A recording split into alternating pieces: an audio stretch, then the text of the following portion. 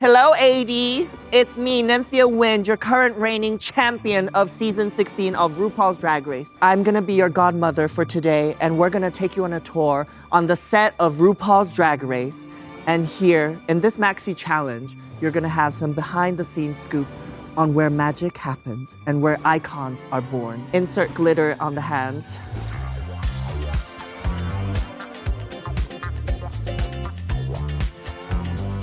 I am standing in the alleyway, and here is where the queens line up before they walk into the workroom. Now, I remember standing here before my first time walking in, and all I could think to myself was, just enjoy the moment. As I walked through the banana peel first and walked out, did my little iconic shuffle, slipped on the banana peel, and fell, while all the other queens thought I actually fell.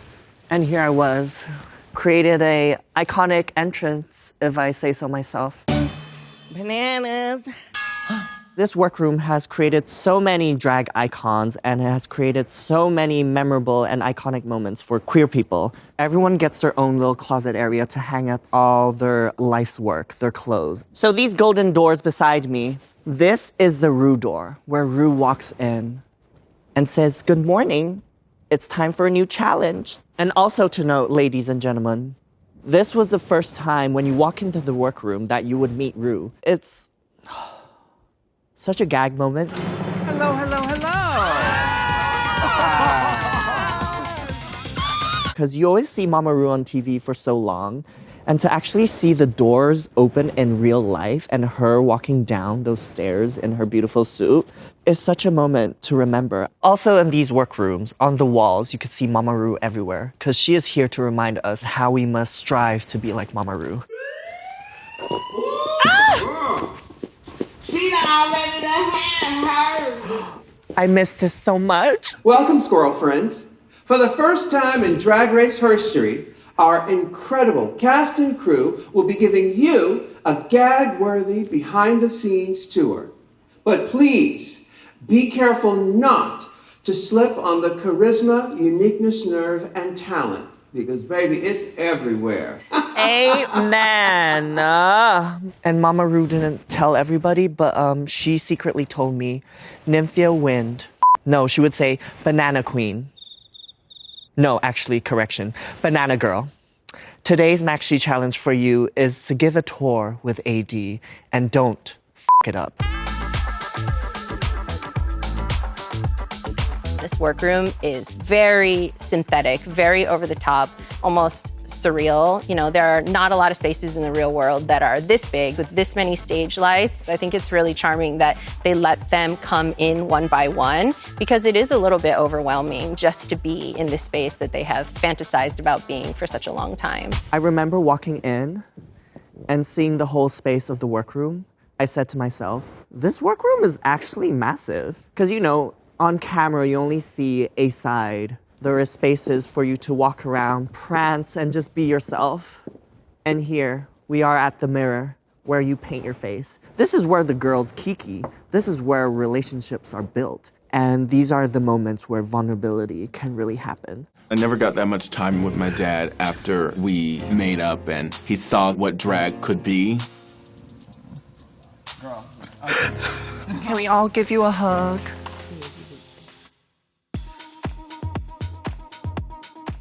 A huge portion of the show is actually shot in a camera hide that is behind two-way mirrors. So when the queens are doing their makeup, we're actually looking at them directly in the face because our mirrors can see them, but they can't see us. It's always historic that the eliminated queen of that episode writes on the mirror. And I, fortunately enough, didn't have to do it because I was never eliminated. But now I get to have the full experience of Drag Race because now AD has me writing on the mirror because they tried to sashay me away. But, here goes my message. AD, this is actually harder than I thought. So I ran out of lipsticks, but what it says on the mirror is, AD, you are bananas. Love you.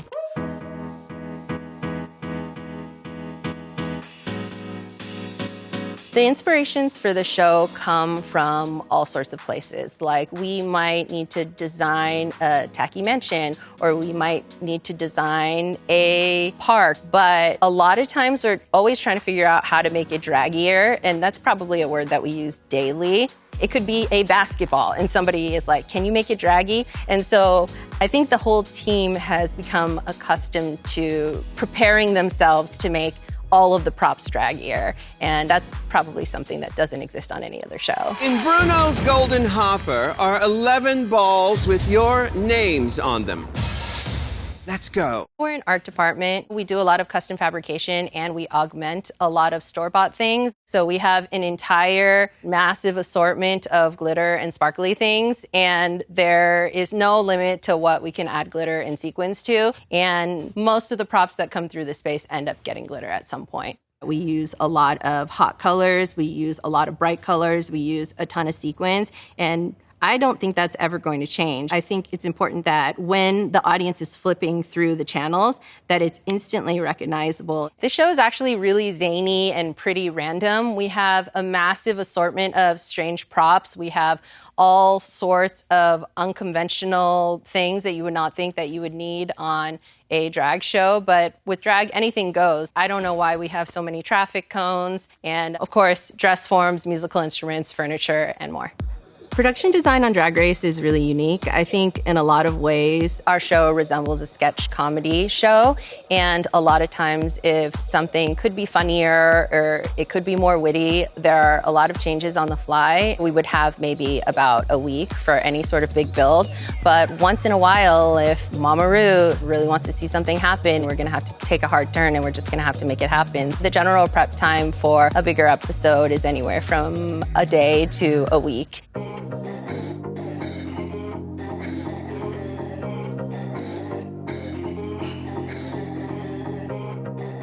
Welcome, everyone.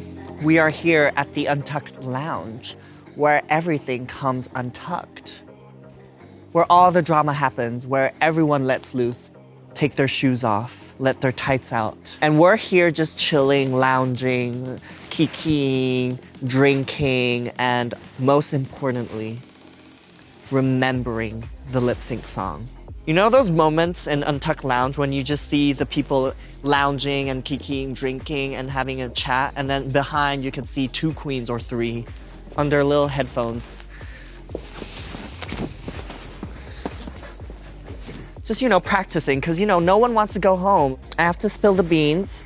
After season 16, this new set has grown in size.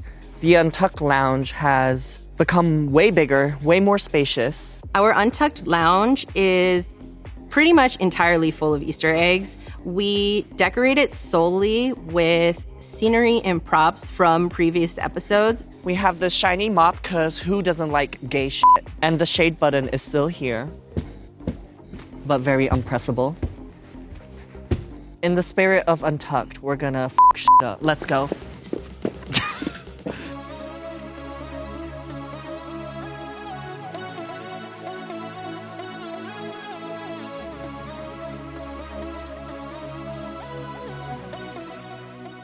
Before you walk onto the main stage, you're gonna look into the mirror and say to yourself, you got this, bitch, because you are what? That bitch. The energy behind the main stage is always, to me, very serious and a moment to reflect and calm your nerves and to take deep breaths. And you know what? Just have fun, because you have nothing left to lose.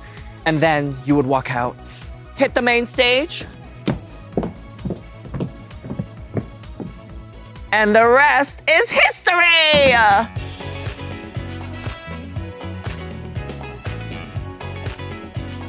This particular year, we moved to a new stage. There was literally no flooring, no walls. And so we took a template from previous years just to figure out what the optimal camera angles are, and those didn't change. When I was thinking about what this set should look like, I was really inspired by the beautiful building on Hollywood Boulevard that's in Art Deco style. And I just thought that it would be really incredible to nod to that style, especially because we're in Los Angeles. A lot of Art Deco buildings have a bit of a crown on the facade, and I thought since, This is very much a show about pageantry and beauty as much as it is about, humor and talent. I kind of wanted to create a set that had a little bit of a crown and was a modern take on an Art Deco building. So we decided to incorporate a floor that lights up in a T-shape. That way, when you have your queen on the right and you have your queen on the left, they're able to go head to head. But when we're trying to de-emphasize the T-shape, we can turn the lights off and then the stage can be a little bit more of a blank palette. This is where icons are born. This is where it all goes down. Sweat, tears, dreams shattering, dreams being built. Everything happens on the main stage. And, let's be honest, drag is already over the top enough as it is. And so I think the goal is always to make sure that the queen really shines. We want to make sure our scenery is taking a back seat because there's just so much to appreciate in drag and everybody's really just paying attention to the queens. So I think the goal is for the scenery not to be distracting. What you also don't see on the film set is outside of this judging panel, there are also people on the production team viewing you. So in a sense, there is actually an audience. One of the things we have to accommodate is we have to be able to make sure that a camera person can get everywhere they need to go at any time, which is very hard to predict. These queens might do something hysterical and they might death drop onto the floor. And so we just need to make sure that, the floor is completely clear, that the stage has a lot of vantage points. In this set, there's probably around 7 to 10 cameras that are filming us. You got Ru's camera, and then there are around 3 to 4 cameras straight facing us all, capturing our faces as we get critiqued or complimented or get sashayed away. Then we have another camera on a crane that flies around, capturing all the magical moments of us queens standing on stage.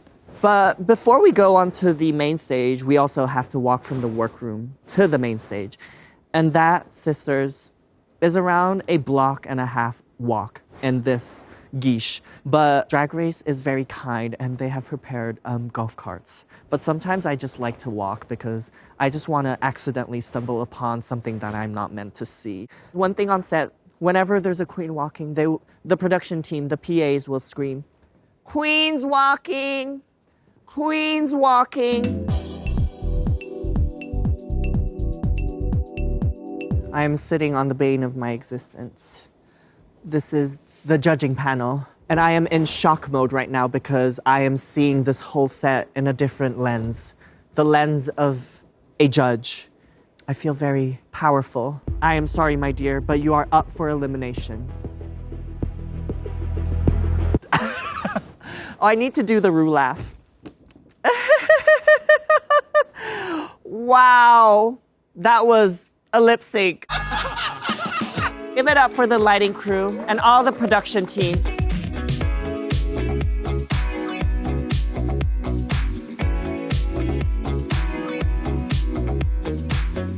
All right, AD, I have heard enough, but it is my decision to make.